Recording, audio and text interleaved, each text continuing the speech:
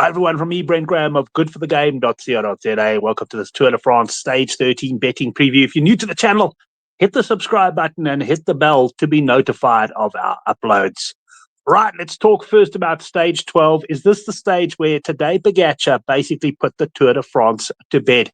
He crashed, of course, on Stage 11. There was going to be no doubt that Visma were going to ride the stage aggressively, as they've ridden most of the race, for that matter, to try and put him under pressure. But in the end, Pogačar far too strong. Just to recap what happened into the stage, we had a massive break go away, but the GC boys were always going to fight this one out. And it became apparent on the first big climb that a couple of the Visma guys were starting to feel the effects, perhaps, of such aggressive racing over the first part of the stage. And they were under all sorts of pressure. Jorgensen going backwards there. They actually had to slow it down to allow him to catch up. And in the end, that probably wasn't even the best of moves, because he didn't last long when they hit the final climb. In fact, he was distanced on the small penultimate climb of about 3 kilometers. Right, anyway, we had it all come together. UAE then went to the front. Wellens did an absolutely brilliant pull. And Pogačar was set up by Narvaez and attacked Vingegaard early, over 10 kilometers to go in the climb. Vingegaard initially managed to get to him, but you could see Vingegaard, the moment he looks back, you know that he's in a bit of trouble. And he was in trouble there, and Pogačar just continued to pull away. Vingegaard hung in there. I mean, I must say, I've always been a Pogačar fan, never really liked Vingegaard, but this man has earned my respect. He doesn't give up, and he just hung in there. A brilliant ride in third place from Lipovic, who was closing very quickly on Vingegaard at the end. Vingegaard definitely cracked in those final 2 kilometers. Also very impressive from Johansson and Onley there. The two of them finished together in 4th and 5th. Vakulin as well, he had his bad moments on the climb, but he did well. Evenepoel, very strange. I say strange, we've seen it from him before. On the first big climb, he lost out, and you think, well, that's him gone. But he managed to sort of stay in touch and eventually on the descent rejoin the group of the GC leaders. And then he went quite early on the final climb as well, but also managed to sort of hang in there. At one stage, it looked like he'd sort of get back in touch with 3rd and 4th place. But then Lipovic accelerated it. In the end, he did finish quite well back. Roglic, yeah, he's been a bit of a disappointment for me in this tour. Just highlighted the times there. 2:10, that's what Pogačar won by. And 10th place finished nearly 7.5 minutes back. Absolutely incredible. You'll see what that's done to the overall GC. Vingegaard up into second, but he's 3.5 minutes behind Pogačar already. Evenepoel a further, 1 minute, 14 seconds behind. And Lipovic, of course, now putting pressure on Evenepoel, not only for that podium spot, but also for the white jersey. Having a look at the betting, of course, Pogačar very short now. You can get a 7% return on your money. It's not worth it when you're talking Tour de France. We saw in the previous stage how quickly accidents can happen. Vingegaard's 9-1. You can get 15-1 and better the balance. Right, the green jersey race today was a bit interesting because Van der Poel showed a keen interest in it.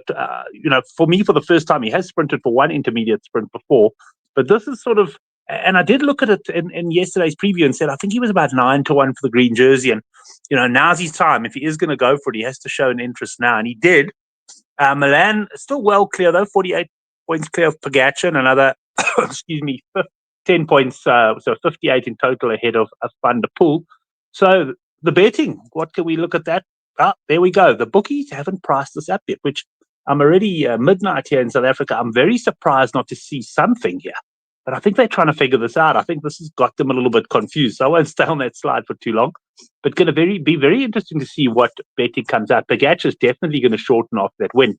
But I think Van der Poel as well. And Milan has certainly got his work cut out for him. Right, King of the Mountains, Pogačar, with that stage win, jumped up. He picked up 20 points there. So he went from 7 to 27. And he's actually in the polka dots now, ahead of Lenny Martinez, who made the break, but cracked quite early on the first climb. And based on that, I don't see him being a factor in this King of the Mountains jersey. Michael Woods looked good, and then he eventually, when caught, sat up. But he's certainly going to go for it. And Skelmoser there on 11 points has also made his intentions clear to go for the King of the Mountains jersey. So let's have a look at the betting. Pogačar, he drifted as big as 25-20, I saw on the morning of the stage. Well, he's now 4-10 to win that King of the Mountains jersey. 10-1 Woods, Skelmoser 14-1. Honestly, I really battled to see past Pogacar here, because if he wins like a stage 18, that last final climb's worth 40 points. And I think it's all going to depend on how UAE ride this at the end of the day. You know, if they are very far ahead, they may even take a bit of a defensive view, although that isn't in Pogacar's nature, I must say. Right, let's move on to this individual time trial. 10.9 kilometers. The last 8 kilometers, of course, is climb 8 kilometers at 7.9%. And you've got the really steep bits. You've got 9% gradient here in with sort of a couple of kilometers to go. And then here in the last sort of 400 meters, you've got an average of 13%. So it's a really steep ramp up to the end. A very short run into the climb.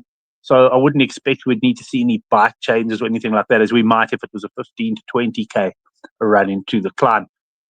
So, I mean, everyone, well, there will be some guys who will soft pedal this a bit. I mean, you still got to get up the climb, but of course, everyone will really be going for it. There's no real tactics at play other than your pacing here. So let's have a look at the betting on this one. We've got Pogacar very short there. That's under 1 to 5 at 4 to 25. Vingegaard 5 to 1, Lipovic at 20 to 1, Remco 33. I'm not going to harp on about that. It is very, very difficult to see Pogacar getting beaten after today's performance on the climb. So I've looked around and I've come up with a few bets for the stage. First of all, my main bet, Evenepoel over Lipovic at 21 to 20. Lipovic very, very impressive on stage 12. Evenepoel, though, impressed me in his own way as well, and he is an excellent time trialist. And this is a much shorter, sharper effort than what we had to see today. So I think he is potentially the value heel to maybe extend his lead in that white jersey and to beat Lipovic at 21 to 20. This is an interesting one. Shkel Moser, he's already said he wants the King of the Mountains jersey. Now, so I guess the one thing would be he's not going to beat Pogacar up this climb, but you know, will he try and pick up any points on this climb or not? Or will he actually just sit up and say, right, tomorrow's another day in the mountains, I'd rather go into the breakaway. Anyway, on a day when I'm desperate for bets, I'm going to have a unit on him at 5 to 1 for a top 10 finish and hope that he does go for it, because he certainly didn't look bad today. That break was just doomed, though, with absolutely no chance. And here's a bit of a speculator for you. I just got the feeling, you know, well, not the feeling, but Vingegaard definitely cracked a bit in those last couple of kilometers. But for me, it's more mentally. What did that do to him? I mean, he didn't do a great first time trial. Obviously, we'd expect him to come in behind Pogacar in this time trial and at his best potentially even, you know, push Pogacar. But mentally, where is he after today's stage? And I'm just having a little speculator there that he doesn't finish in the top 3. I'm not suggesting that I'm really fancy it. I'm just looking for a little bit of betting interest here over the stage. Anyway, that's the end of stage 13. We've got a very exciting stage to look forward to on Saturday with stage 14. And I will be back with that preview probably Friday night or potentially Saturday morning. But I normally like to try and get these things out of Friday night if the bookies play a ball. Thank you, everyone. Enjoy the stage. It should be good. Or is it a question of Pogacar by how far?